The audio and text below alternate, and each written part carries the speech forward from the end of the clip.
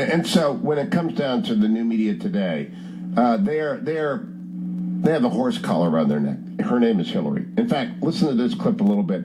Hillary, to two Philadelphia newspapers yesterday, she is angry at calls for releasing her Wall Street transcripts. Cut number one.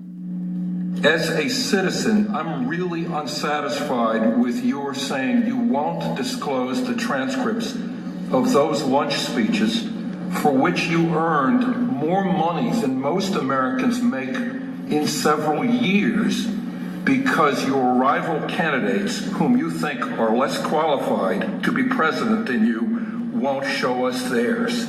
Especially in light of, many Americans having an issue, in many a public opinion survey with your trustworthiness.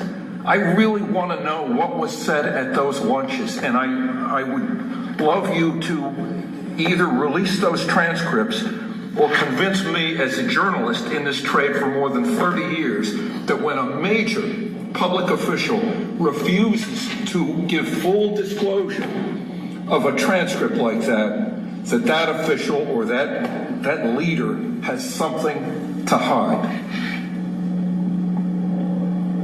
Well, I can only say this. Let's make sure everybody is already as transparent as I'm sure you pressed Senator Sanders to release his tax returns because, of course, he hasn't. Secretary, with all due respect, the question is, will you disclose the transcripts of your lunches?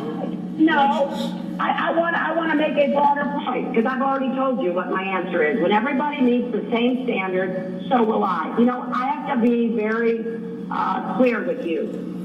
I believe that the American people have more information about me than anybody who's ever run for president. I believe there has been a concerted effort to tear me down, to attack me, to criticize me, and there certainly has been a double standard between me and others who run. And at some point, I have to say, look, let's meet the same standards.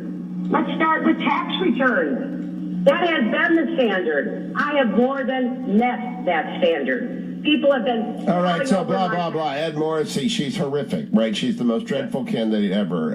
Does that drive away all the young people? Because at the base of going red is a demographic divide between young and old. I mean, I read the whole thing going back and forth to Phoenix yesterday.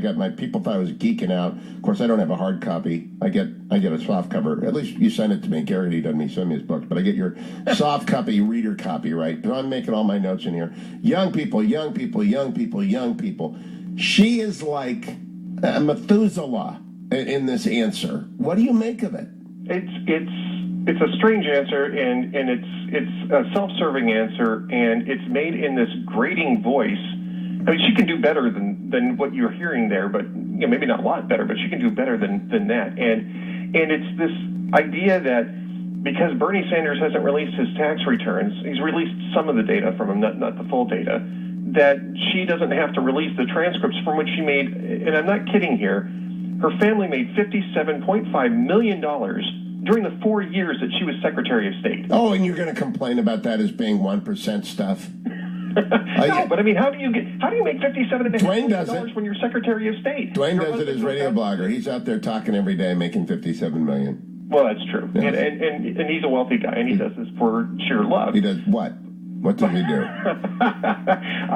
That's as far as I'm going. All right, thank you.